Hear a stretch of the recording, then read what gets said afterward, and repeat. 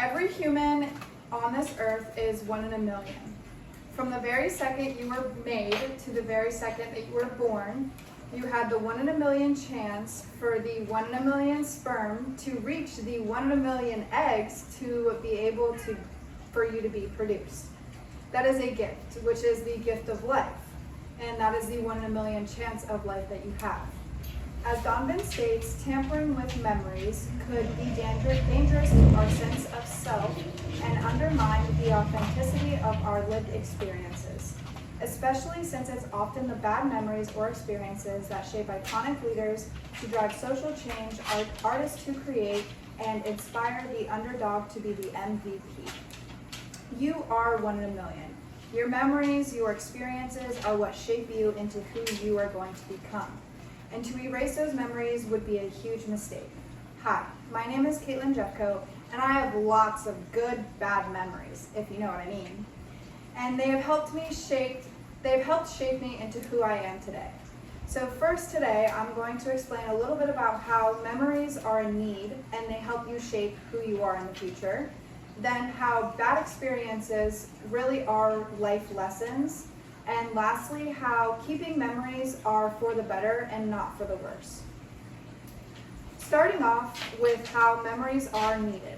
Everybody's seen the movie Finding Nemo and how Dory is not so helpful and doesn't remember anything.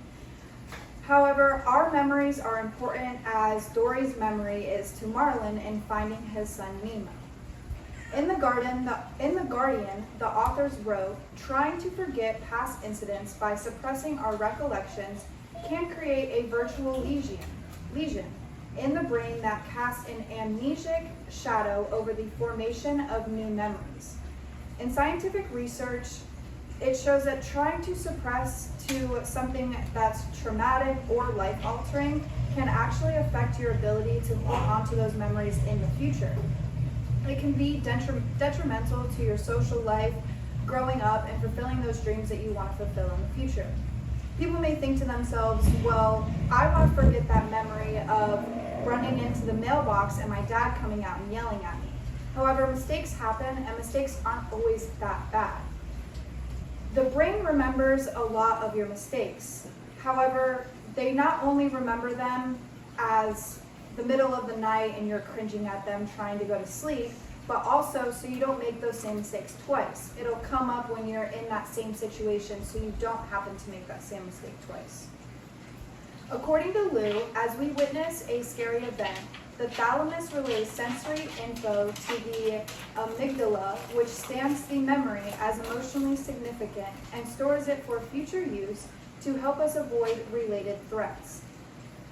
It is heavily affected to us if our memory is erased, just because we don't enjoy the discomfort or the thought of certain situations. Our brain strategy, it's a way of a brain strategy to be able to grow in the world. And without that strategy, we lose the ability to be able to grow, and that leaves us with not knowing how to strive forward in the future. When these traumatic experiences happen, the brain is able to conquer and overcome these situations well after they have happened.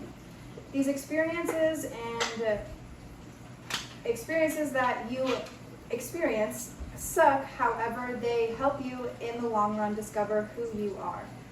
The Bay State Health states that the way we answer the question, what am I to do, has a lot to do with our personal stories and values. Our narrative identity is what makes up our sense of moral obligation and responsibility. Without our personal narratives, it's difficult for us to seek identity and act on the good. We need these consequences and these situations to happen to find our true selves and to find our narrative identity. Sometimes with these traumatic experiences, our brain is able to block out these situations. However, some people think that it's better to go through these invasive surgeries to get rid of these bad memories. Scientists are already at the peak of erasing memories from human brains. It's the opposite of therapy. It's the opposite of going to a psychiatrist and seeing what is actually wrong. It's not working out your emotions, and it's not helping the past and your bad situations.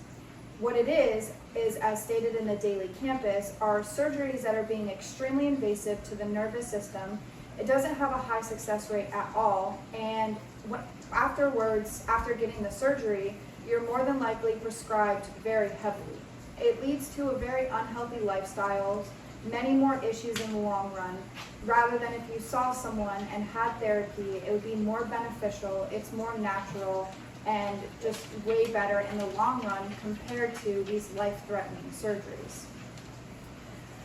So you are 1 in a million, and tampering with that beautiful brain of yours can make you a completely different person. Having hard times is okay, and making mistakes helps you learn in the long run, and everything happens for a reason. Yeah.